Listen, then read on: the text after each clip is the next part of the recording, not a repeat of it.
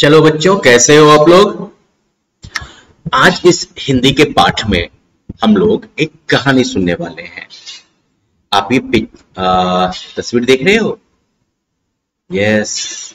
अब इन चित्रों को देखकर आपको जो है एक कहानी बनानी है और कहानी सुनानी है। तो पहले मैं ऐसा करता हूं कि मैं आपको कहानी सुना देता हूं, उसके बाद जो है जितना भी आपको याद रहे, जितना भी आपको समझ में आए, और फिर आप अपने मन से जो भी जोड़ना चाहो जोड़ के आप अपनी कहानी बनाओगे और फिर उस कहानी को आप जो है पूरी कक्षा के साथ जो है शेयर करोगे, ठीक है, ऑडियो रिकॉर्डिंग के द्वारा।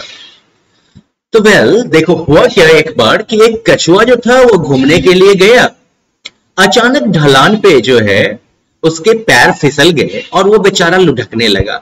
लुढ़कते लुढ़कते जो है वो जमीन पर पीठ के बल आके गिर गया। अब आपको तो पता है कि कछुए के पीठ के ऊपर खोल होती है, खोल काफी भारी थी, कछुआ जो है वो अटक गया। अब कछुआ जो है वो दाएं हिला बाएं हिला, छटपटाया, लेकिन वो बेचारा पलट ही नहीं पा रहा था और तेज धूप में जो है वो लेटे लेटे झुलस रहा था। उसने मदद के लिए आवाज लगाई तो कौन आया? एक गिलहरी ने उसकी आवाज सुनी। गिलहरी ने कहा, अरे भाई ये तो बहुत बुरा हो गया है, चलो मैं तुम्हारी मदद करता हूं। और फिर गिलहरी ने पूरी जोर लगा दी। देख रहे हो, गिलहरी ने पूरी जोर लगाई, लेकिन कछुआ जो है वो तो टस से मस नहीं हुआ। फिर गिलहरी ने चूहे को बुलाया और अब गिलहरी और चूहे ने मिलके ताकत लगाई, लेकिन दोनों के साथ काम करने के बावजूद भी कछुआ जो है वो नहीं पलटा।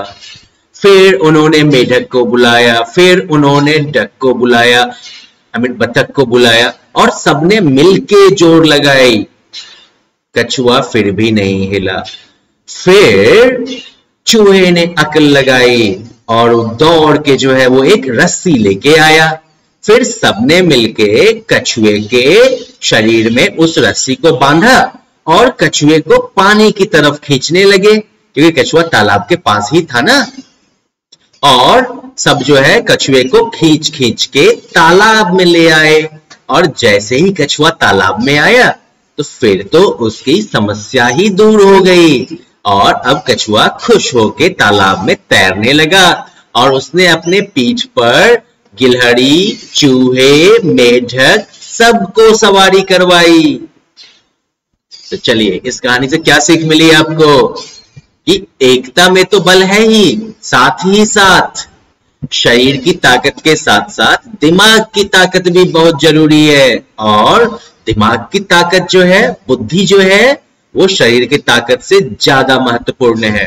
अब चलिए एक काम करिएगा, मैंने तो ये कहानी सुना दी, अब आप ही इन तस्वीरों को देखिए और आप जो है अब अपनी कहानी सुनाइएगा, और जो भी कहानी आप सुनाइएगा उसकी ऑडियो रिकॉर्डिंग करके जरूर शेयर करिएगा। और हाँ, एक बात जो कि आप आज का आपका दोबारा काम रहेगा कि आप जो है हिंदी वर्णमाला के सभी वर्णों को लिखिएगा, ठीक है, और इनका सही सही उच्चारण करके आप पढ़िएगा। जैसे कि अ, आ, इ, ई, उ, ऊ, ऋ, ए, ऐ, ओ, औ, अंग, अ, ओ, क, ख, ग, घ, व, ण। इस तरह से जो है आप पूरा पाठ कर दिएगा। आप सभी को इसका जो है ज्ञान है ही। एक जगह पर जहां पर कि खास ध्यान दीजिएगा, इसका उच्चारण जो है वो नौ इस टाइप से होता है, जैसे कि गणतंत्र, गण, गण, और ये होता है न, तन, ठीक है। तो न और न, इसके उच्चारण पे ध्यान दीजिएगा आप, और साथ ही साथ यहां पर जो है आप श, श और स, इनके उच्चारण पर भी आप जो है ध्यान दीजिएगा। और पूरी वर्णमाला का जो है आप जोर जोर से पाठ करिएगा और इसे जो है लिखिएगा। और जब ये लिखा हो जाए उसके बाद आप जो है ये बिना मात्रा वाले 2 वर्णों के शब्द जो है इसको भी अपनी नोटबुक में लिखिएगा और इसकी फोटो खींच के जो है आप क्लासरूम में शेयर कर सकते हैं। लिखते वक्त पढ़ना आवश्यक है, तो कैसे पढ़िएगा पता है?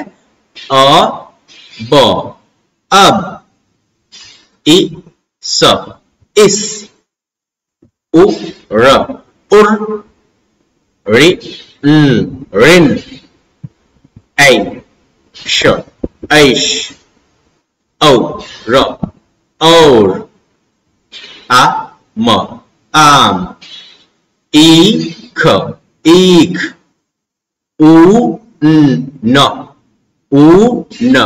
ऊन, एक, एक, ओ स, ओस।